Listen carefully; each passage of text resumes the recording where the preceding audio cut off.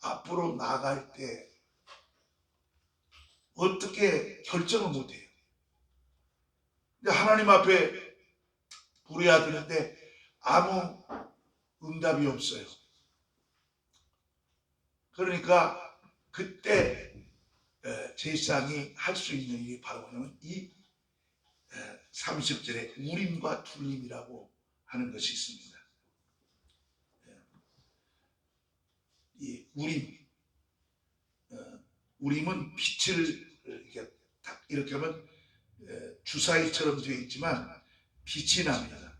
그리고 툴림은 온전함과 진리를 쫓나는 의미에서 이 우림과 툴림을 딱 부딪히면 이제 그 빛이 나서 그들이 결정하는 일을 하나님께서 제사장에게만 준 특별한 권한이랄까요? 권한이라고 할까요? 이 권리를 주신 거예요. 그래서 제사장들은 이 우림과 툴림의 이 팔견불패를 에봇 바로 그 안에다가 이렇게 딱 이렇게 집어넣어요. 이렇게 만들어져 있어요. 그래서 그 에봇과 우림과 툴림이 들어갈 수 있도록, 이것은 결국 이스라엘 사람들이 어떤 결정할 때 하나님이 이제 하나님이 역사할 때는 빛이 딱 나타나서 하게 하고, 부딪혀도 아무 반응이 없어. 그러면 하나님께서 이걸 허락지 않는 거구나, 이렇게 판결하는. 자, 이걸 누구에게 주냐? 제사장한테 준 겁니다. 그래서 여러분, 이 판결 흉패, 이 판결 흉패가 누구에게 줬느냐? 제사장에게 준 거예요. 여러분, 이스라엘 백성들이 잘못을 한다든가 무슨 감사할 일이 있을 때는 양과 소, 그다음에 소재, 다시 말하면 이런 곡식을 가지고 하나님께 제사를 드린 게 이게 소재 제물이거든요. 이것은 동물과 다르게 번제를 드릴 때는 태워서 있지만, 이 소재는 이렇게 양식이나 뭐 밀가루, 이런 자기가 농사에서 드린 것이 이게 소재가 되는 거거든요. 자, 그러면 가장 문제가 되는 것은 우리 감독님처럼 이 얘기만 내가 가르친 거니까. 여러분, 양과 소를 가져와서 그럼 뜰에 가져왔다고. 그럼 그 양과 소를 제사장한테 처리하는데 누가 잡습니까? 누가 잡습니까? 네? 누가 잡아야 될 것 같아요? 누가? 제사장이 잡아야 되겠죠? 네?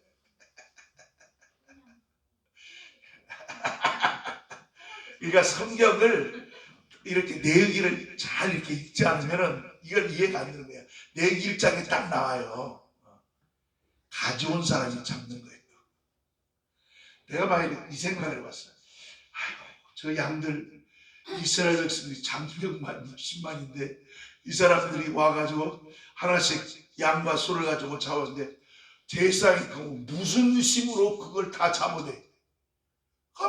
나 안 하겠다는 것 같아요. 나 아론이 다른 건 다 하겠는데 나 양과 소를 나 백정도 아니고 나 못 잡겠어요. 나 안 하겠습니다. 이렇게 나올 텐데 결국 뭐냐?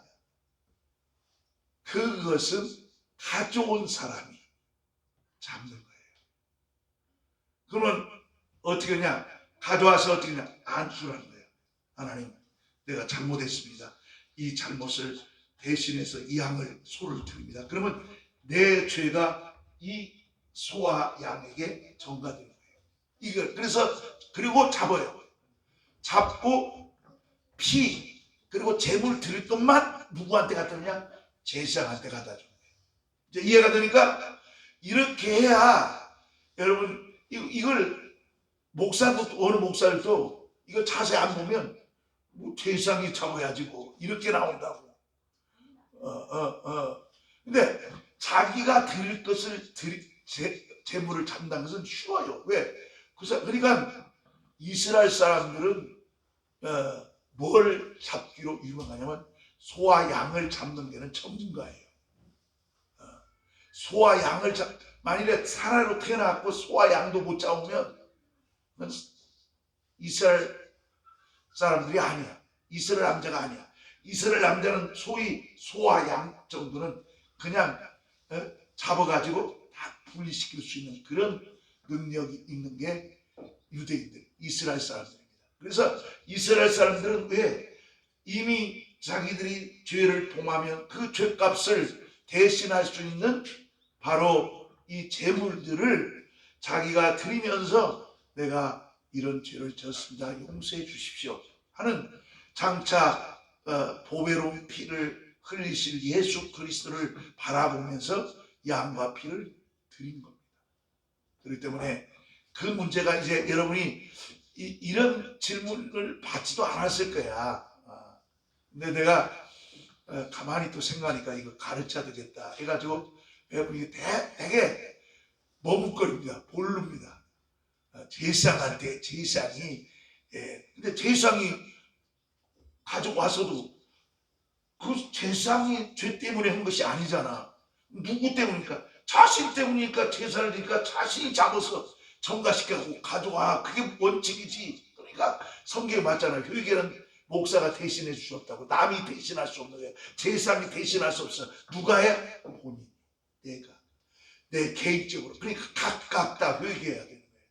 각각 제물이 되는 거죠. 근데 예수님께서 이 모든 인류의 모든 죄를 주님께서 통째로 감당하셨기 때문에 예수님의 보배로운 피 흘리신 그 피가 얼마나 귀한 피인가. 생각만 해도 너무 고마운 거예요. 너무 감사한 거예요. 양과 피, 소를 가지고도 우리가 영원히 속죄받을 수가 없는데 예수님을 믿고 의지하는 사람들에게 이렇게 영생할 수 있는 이런 놀라운 역사를 우리에게 보여줬다면 이보다 귀한 역사가 어디 있겠는가. 한 분이 뜯어버렸어요? 고장났어요? 왜? 뭐 잘못됐어요? 이거 새 옷인데. 자, 그래서 어쨌든 이와 같이 하나님의 뜻을 물을 때, 가부를 물을 때는 바로 우림과 툴림을 사용했다. 그래서 이 우림과 툴림은 누구에게 주어진 거냐? 제사장에게 주어진 거다. 그래서 우림이라고 쓴 간판들이 많이 나왔죠. 우림이 여기를 하는 거예요. 이거. 다시 말하면 올바른 선택. 내가 가부를 물을 때 빛을 발하는. 그러니까 이것이 바로 우림입니다. 그러니까 의미를 알고 바라오면 이거 기쁜 뜻이구나. 그러니까 우림. 건축 건축 소재 이런 이름 가운데 보면 우림이란 말을 많이 썼더라고요. 그러니까 선택을 잘해야 됩니다. 좋은 소재를 써야 건축도 이렇게 튼튼해서 집을 잘 칠 수 있다. 좀 그런 뜻도 있는 것 같아서 저걸 갖다가 출애굽기에 있는 우림을 갖다 썼구나. 그런 생각을 해봅니다. 자, 그러면 또 하나 짚고 나서 출애굽기 13장 17절. 자, 출애굽기 13장 17절을 한번 출애굽기 13장 17절. 왜냐하면 제가 이걸 잊어버리면은 여러분들한테 가르쳐줄 시간이 없기 때문에 설교 때 이것까지 이야기하기는 좀 그래서 하는 겁니다. 출애굽기 13장 17절. 자, 이건 딱 하나 보시기 바랍니다. 101쪽입니다. 시작.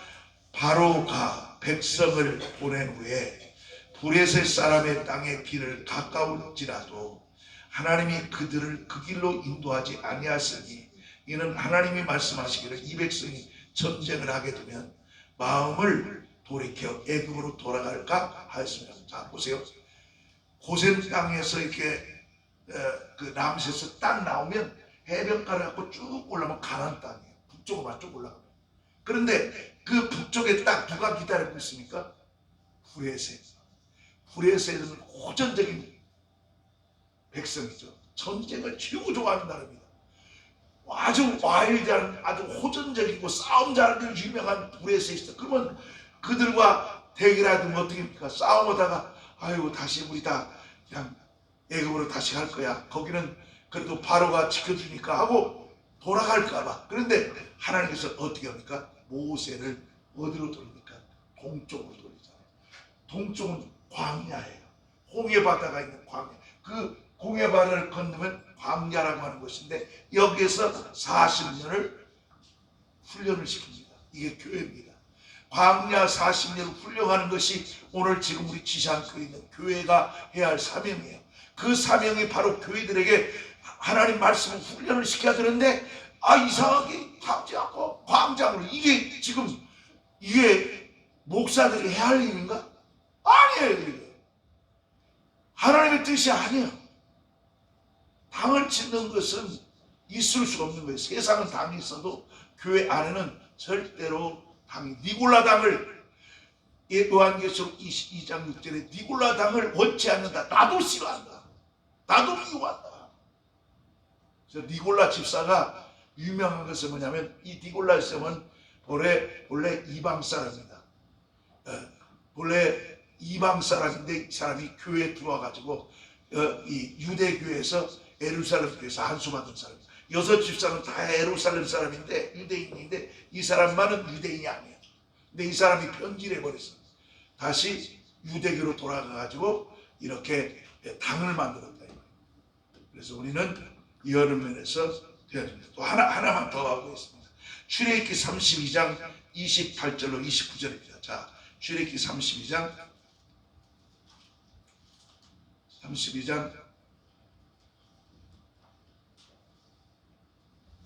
출애굽기 32장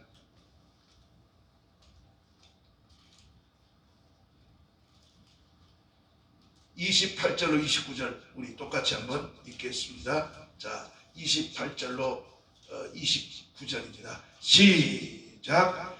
네 자손이 모세의 말대로 행하매 이날의 백성 중에 3,000명가량이 죽임을 당하니라. 모세가 이르되 각 사람이 자기 아들과 자기 형제를 쳤으니 오늘 여호와께서 헌신하게 되었습니다.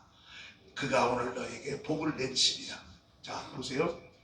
르벤은, 야곱의 첫째 아들 르벤은 아버지 침상을 범함으로 인해 가지고 장자 권한을 잃어버렸습니다. 두째, 그 다음에 시몬입니다. 시몬과 셋째 아들 네일은 어느 때문이냐면 하몰이 자기 여동생을 이렇게 범했을 때, 성폭행을 당했을 때, 그때 할례를 행해야 내가 너희들에게 내 동생 죽였다 해놓고 할례 받은 남자들에게 바로 즉시 가가지고 어떻게 했어요? 다 남자들을 죽여버렸죠. 그때 누가 앞장선지 아세요?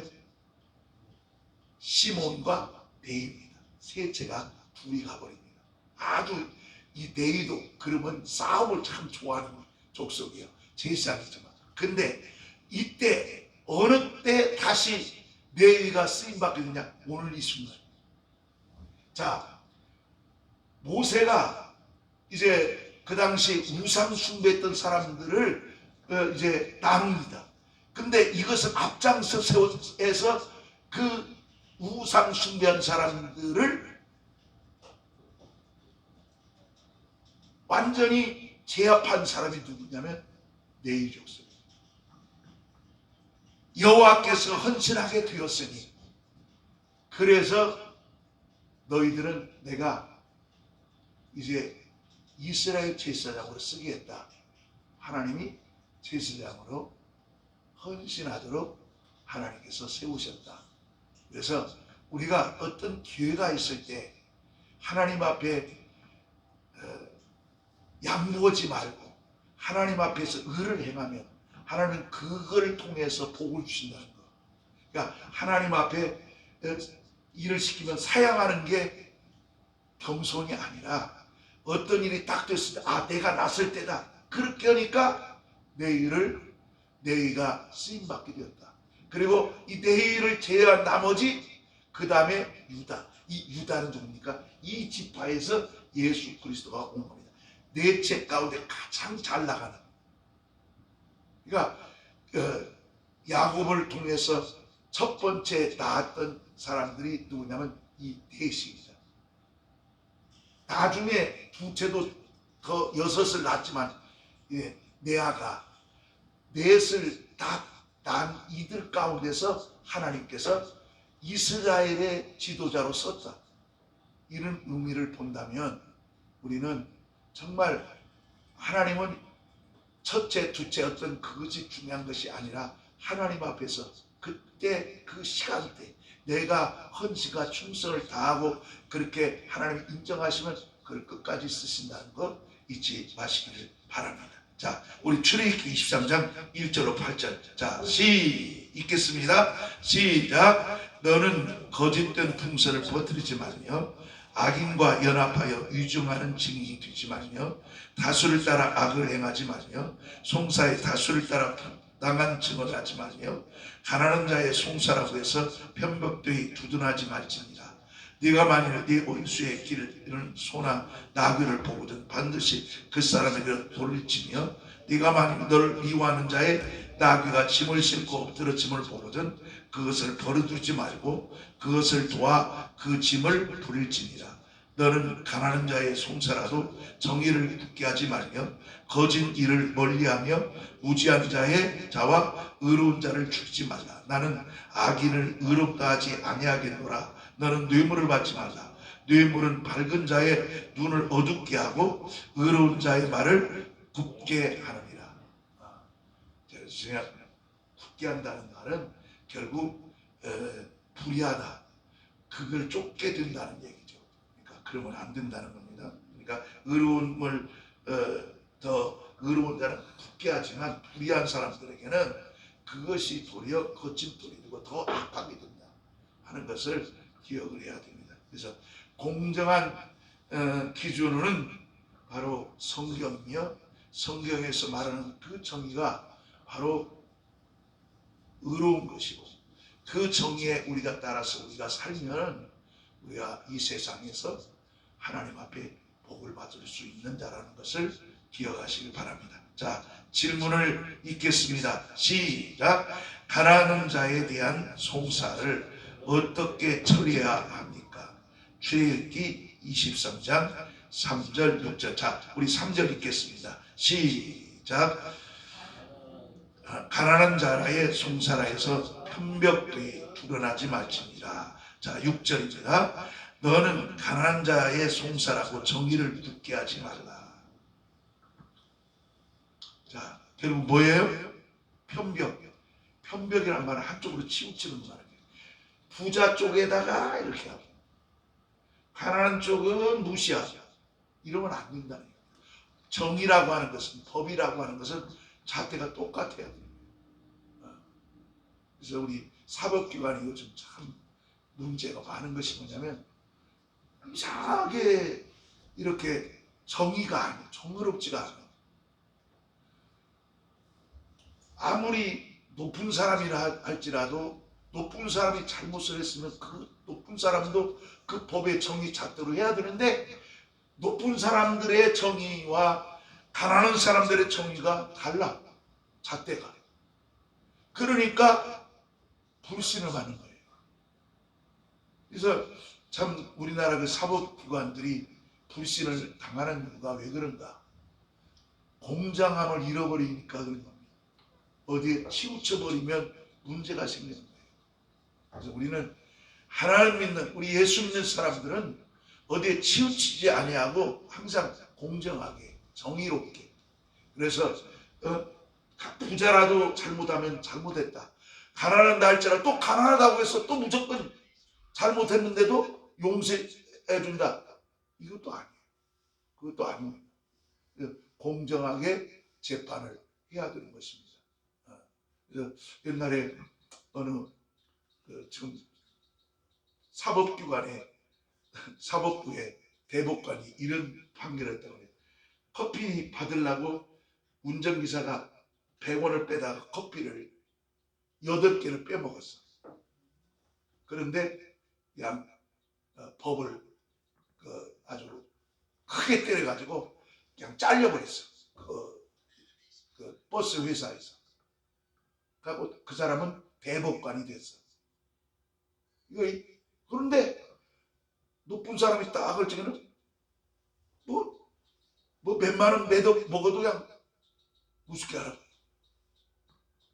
이건 정의가 무너져 버린 거죠. 정의가 무너져.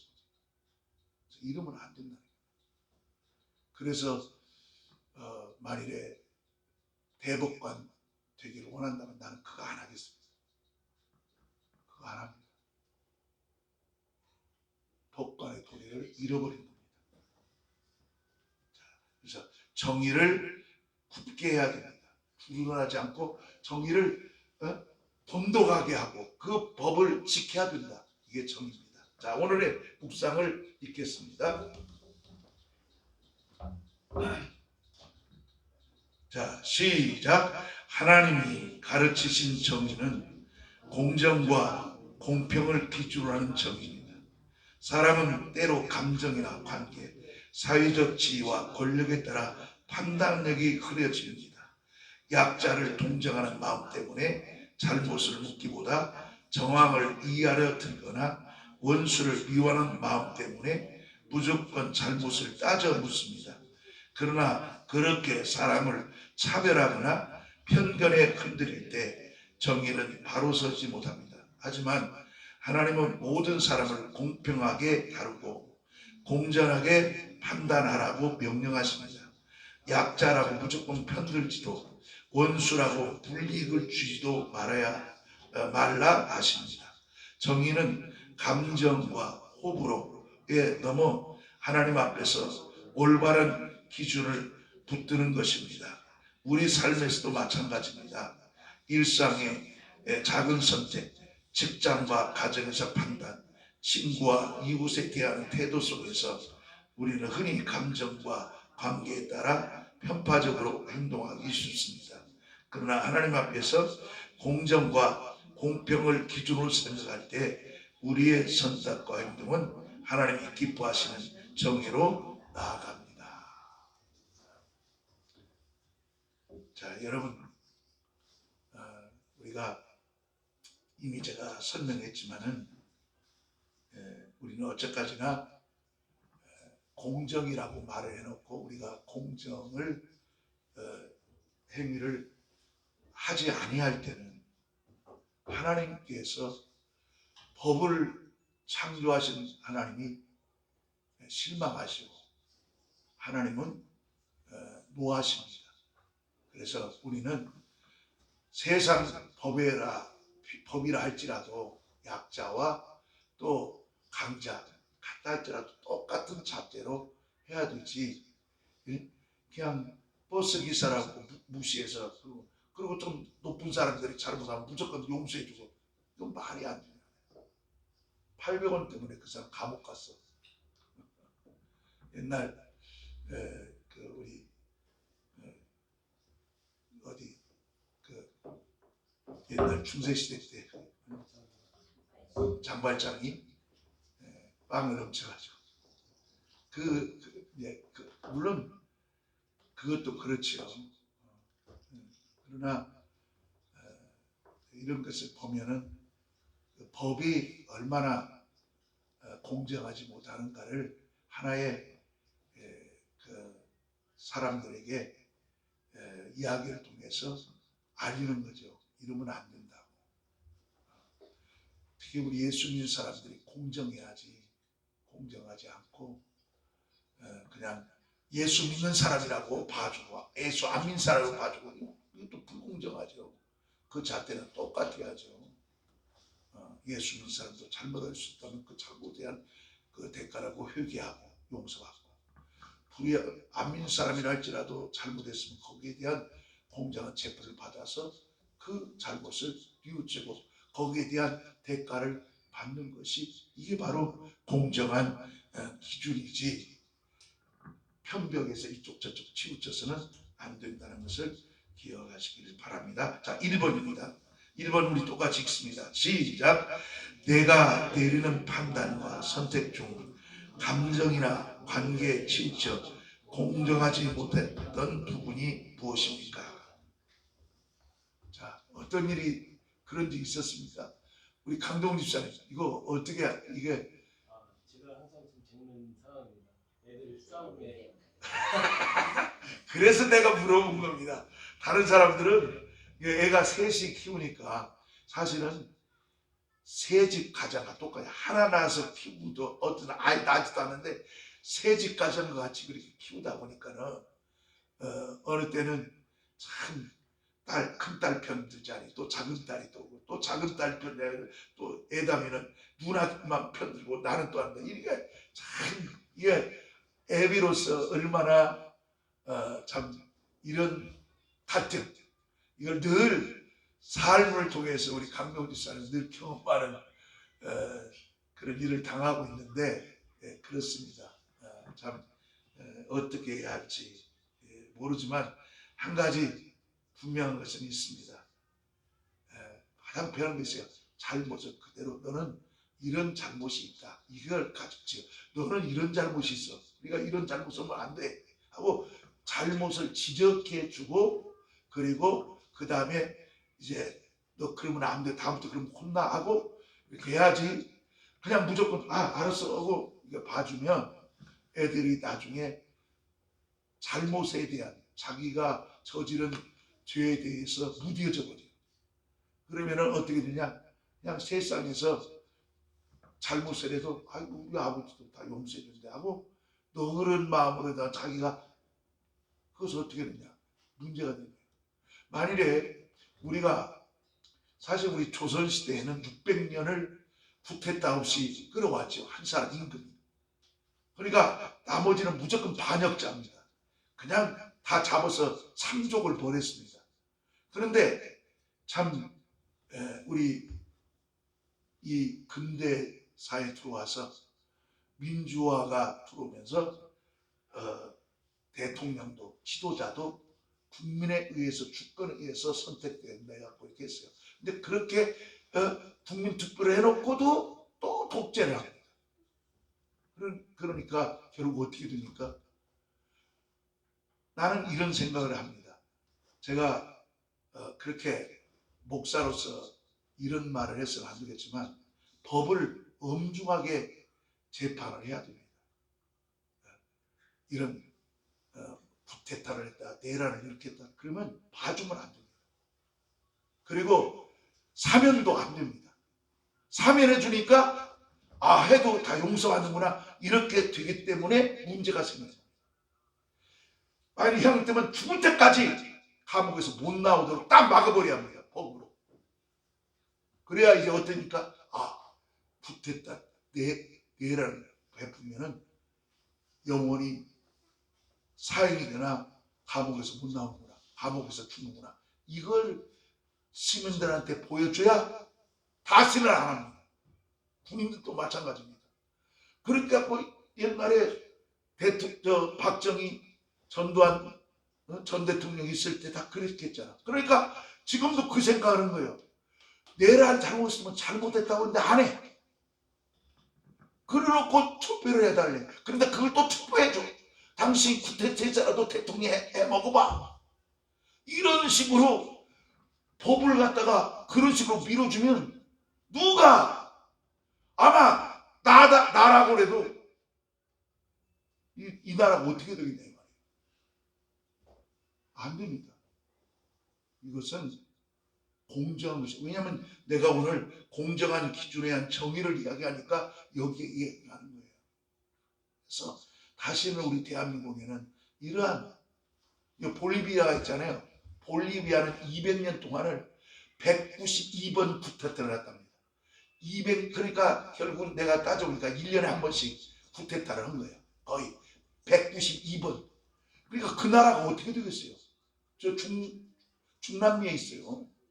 그러니까 우리는 이런 나라가 되어서는 절대로 안 되죠.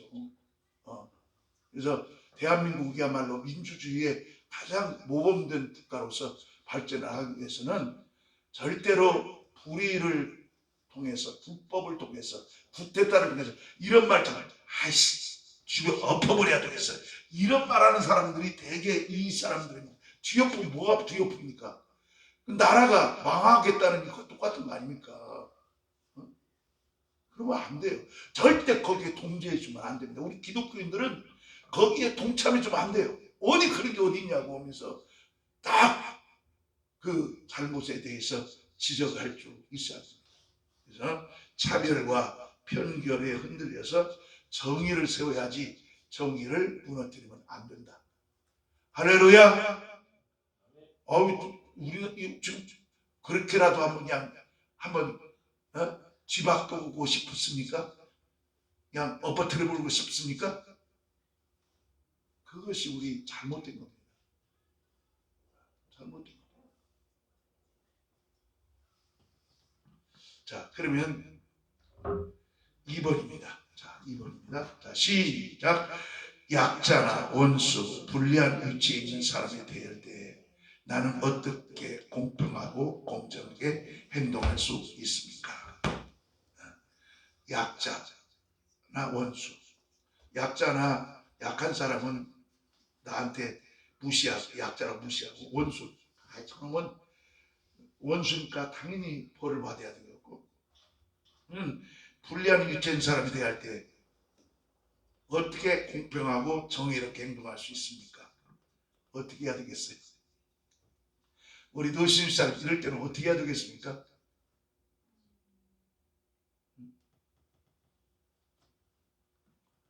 우리 김정미 권사님 이럴 때는 어떻게 했으면 좋을 것 같아요?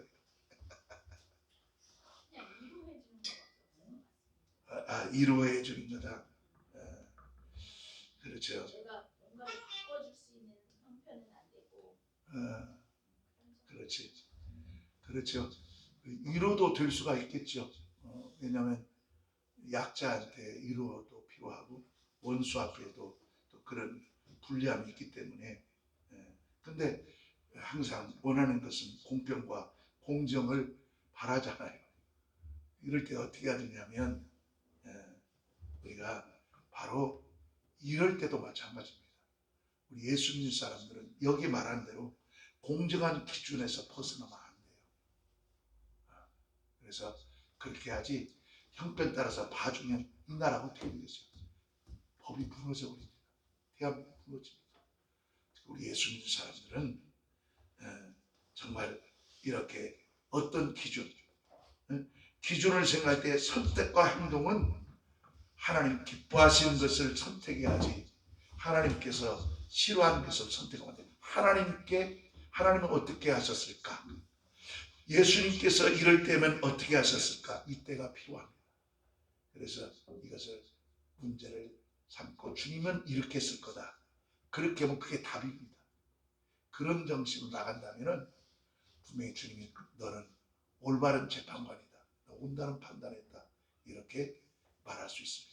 성경에 우리 예수님과 그리고 그 아버지 하나님을 우리가 전적으로 믿고 성령의 교통하심이 내 안에서 역사할 때 우리는 공평과 정의가 세워지고 그로 인해서 우리 교회가 세상 사람들의 빛과 되고 소금이 되는데 그리고 영광을 드리는데 이걸 무너뜨리니까 보니까 교회가 욕을 먹는 거예요. 전도가 안 돼.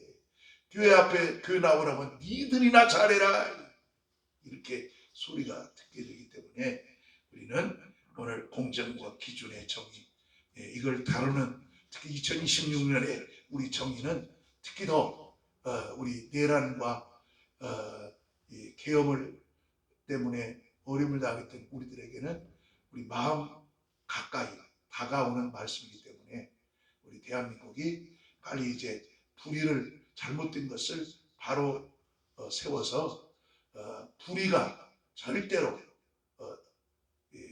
틈이라도 서지 못하도록 바로 세우는 나라가 되었으면 합니다. 이 같은 나라가 될 수 있도록 여러분들께서 나라 민족을 위해서 함께 기도해 주시기 바랍니다. 다른 강도 없으면은 자 오늘의 기도합니다. 자, 시작. 하나님 제 마음을 정직하게 하시고 제 생각, 행동이 사람의 편견과 감정에 흔들리지 않고 오직 공정과 공평을 기준으로 하나님의 정의를 실천하게 하옵소서. 아멘. 하나님의 정의가 교회 안에서 이루어질 수 있게 해야 됩니다. 자, 우리 찬송 부릅니다.